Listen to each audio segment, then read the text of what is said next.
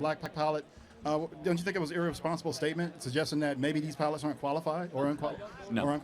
But I'll tell you exactly what I said and why I said it. Okay, go ahead. I said the pretext. I went through a whole windup.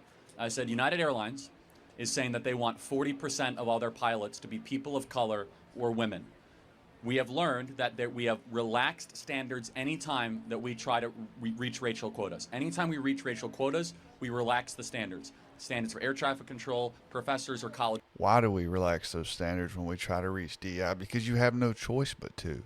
Because there was a reason that the numbers were the difference that they were. It had nothing to do with race or color of the skin or gender or anything. It had to do with there were more people in that category of people who were better skilled at that certain thing. Just like in basketball, there's more black people who are better at basketball. Therefore, the NBA is 75% black.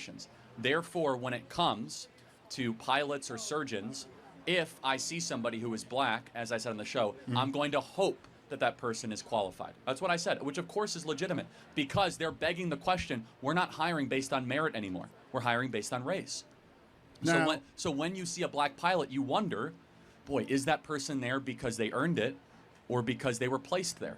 That's what Because they're DEI black. does. It makes you ask questions you otherwise would not ask. so the airline industry is going to take an unqualified person just based off diversity. Underqualified, not correction, yeah. underqualified. Unqualified, underqualified, whatever, uncertified. They're two different things. Under and un are two different things. Right. Of course, United Airlines will not take someone off the side of the street and put them into a pilot. But in order to reach a 40% goal, they might cut corners. They might accelerate the process in order to reach a goal. We know this through all sorts of DEI examinations and projects over the last 10 years. You have to choose in life. Either excellence or racial quotas will end up being the most important. Right? Simultaneously exist. It's never happened before. Okay, so when we talk about DEI, well, who benefits the most? Because black people really don't.